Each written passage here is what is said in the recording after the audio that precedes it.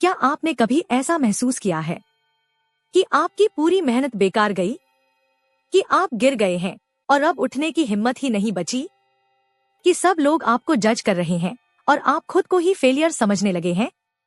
अगर हाँ, तो ये कहानी सिर्फ आपके लिए है। ये कहानी है रोहन की। दिल्ली का एक आम मिडिल क्लास लड़का, एमबीए किया, एक अच्छी कंपनी में जॉब पाई और फिर वो हुआ जिसकी उम्मीद उसे बिल्कुल नहीं थी। उस रात रोहन अपने छोटे से किराए के कमरे में बेड पर बैठा था। सामने लैपटॉप की स्क्रीन पर एक ईमेल खुला था। पढ़ते पढ़ते उसकी सांसें तेज होने लगी, दिल जोर से धड़कने लगा। हमें खेद है, हम आपको इस पद के लिए और आगे नहीं रख सकते। रीडिंग कंफर्म करते ही उसकी आंखों के सामने अंधेरा सा छा गया। कल तक वो टीम लीडर बनने का सपना देख रहा था और आज नौकरी से हाथ धो बैठा। उसके दिमाग में तुरंत वो सारी बातें दौड़ने लगी। घर का किराया, पापा का इलाज, बहन की पढ़ाई, उसकी अपनी ईएमआई। महीने भर की सैलरी भी सेविंग में नहीं थी। उसने फोन उठाकर बेस्ट फ्रेंड अमन को कॉल लगाई। घंटी बजती रही, कोई जवाब नहीं। शायद वो भी बिजी था या शायद नहीं उठाना चाहता था। रोहन का गला भर आया। मैं बेकार हूँ, उसने खुद को आईने में देखते हुए बुदबुदाया। सब मुझसे उम्मीद लगाए बैठे थे और मैंने सबको गिरा दिया। उस रात उसे नींद नहीं आई। तकिए पर सिर रखते ही हजारों निगेटिव ख्याल हमला करने लगे। अब क्या करूंगा? सब क्या कहेंगे? क्या मैं कभी उठ पाऊंगा? आपने कभी ऐसी रात देखी है जब चारों तरफ अंधेरा हो और उम्मीद की एक भी किरण ना दिखे? अगले कुछ दिन और भी मुश्किल थे। रोहन बिस्तर से उठता तो था, लेकिन जैसे एक भारी बोझ लिए चल रहा हो। वो दोस्तों से कटने लगा, व्हाट्सएप के मैसेज देखकर भी इग्नोर कर देता। जब भी फोन बजता उसे लगता कोई उसकी नौकरी जाने का ताना दे रहा है। शर्म, अपराध बोध और खुद पर गुस्सा, ये तीनों उसके सबसे करीबी साथी बन गए थे। एक दिन वो अपने कमरे की सफाई कर रहा था, तभी उसके हाथ एक पुरानी किताब लगी जो उसकी दीदी ने काफी समय पहले गिफ्ट की थी। किताब का नाम था राइजिंग स्ट्रॉन्ग, लेखिका थी ब्रीन ब्राउन। उसने पहले कभी इसे पूरा नहीं पढ़ा था, बस ऐसे ही रख दी थी।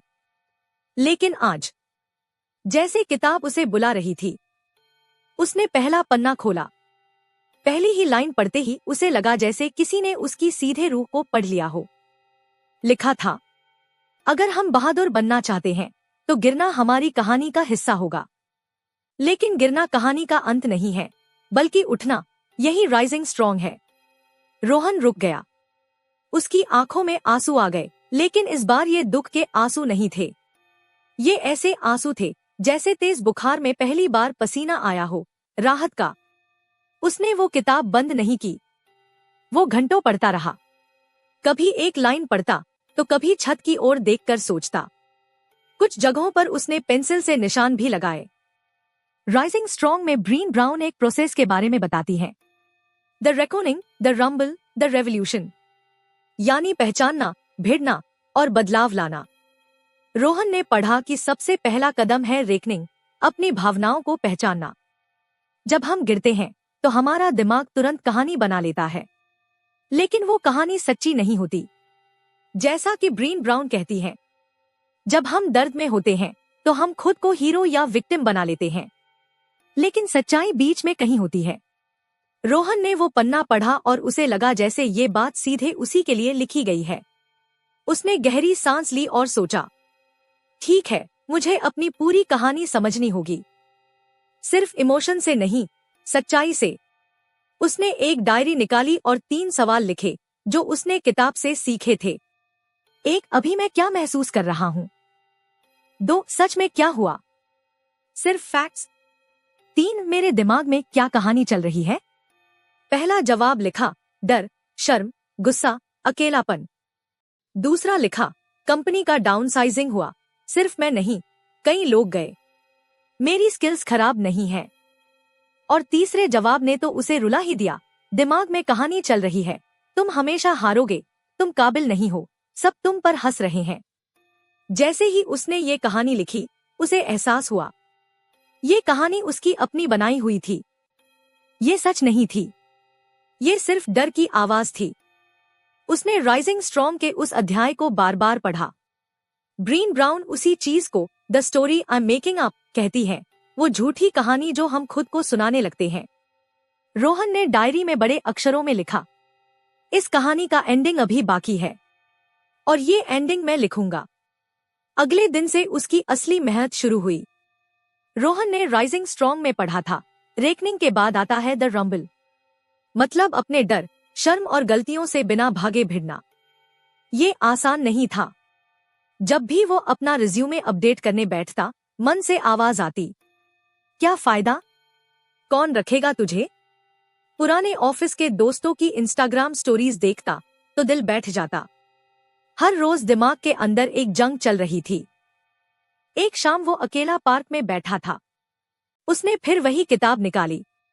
एक चैप्टर में ब्रीन ब्राउन ने साफ लिखा था, अगर आप हिम्मत से जीना चाहते हो तो आरामदायक होना भूल जाओ। डटे रहना ही असली बहादुरी है। उस पल रोहन को लगा कि जैसे कोई उसे हिला रहा हो। उसने सोचा, मैं आरामदायक तो पहले भी नहीं था, मैं तो बस डरा हुआ था। अब डर के साथ सामना करूंगा। वो रोज सुबह उठकर 3 काम करने लगा। आधे घंटे की वॉक, जहां वो अपने मन की बातों को सुनता, लेकिन अब उन बातों से बहस करता। डायरी में हर शाम लिखता, आज मैंने क्या खोया और क्या पाया। और हर दिन राइजिंग स्ट्रॉन्ग का एक छोटा सा हिस्सा पढ़ता, जैसे दवा। एक दिन उसने अपनी डायरी में एक और चीज जोड़ी, ग्रैटिट्यूड यानी आभार। उसने किताब में पढ़ा था कि जब हम मुश्किल में हों तो सिर्फ खोने पर फोकस करने से हम और कमजोर होते हैं। तो उसने लिखना शुरू किया, आज मेरे पास खाना है, परिवार है, एक कमरा है और एक सांस है।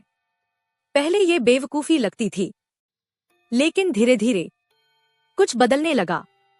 अब जब दिमाग कहता तुम बेकार हो, वो जवाब देता शायद, लेकिन अभी अंत नहीं हुआ। जैसा कि ब्रीन ब्राउन कहती है, हम गिरने के बाद क्या करते हैं वही हमारी असली पहचान है। और रोहन गिरने के बाद पहली बार उठने की कोशिश कर रहा था। एक दिन उसे अमन का फोन आया, रोहन तू फोन क्यों नहीं उठाता, मुझे पता चला तेरी जॉब। तू ठीक है? रोहन ने पहली बार सच बताया, मैं ठीक नहीं हूं यार, बहुत डरा हुआ हूं, लेकिन मैं कोशिश कर रहा हूं। ये बोलते हुए वो रोने लगा। और ये कोई कमजोरी नहीं थी। उसने राइजिंग स्ट्रॉन्ग में पढ़ा था, कमजोरी दिखाना हिम्मत है, कमजोरी नहीं। अमन ने कहा, तुझे याद है तूने कॉलेज में एक ऐप का आइडिया बनाया था फ्रीलांसर्स के लिए। तू हमेशा कहता था इसे एक दिन शुरू करेगा। रोहन चुप था। अमन ने कहा, शायद यही सही समय है। उस रात रोहन ने राइजिंग स्ट्रॉन्ग का आखिरी पार्ट खोला, द रेवोल्यूशन।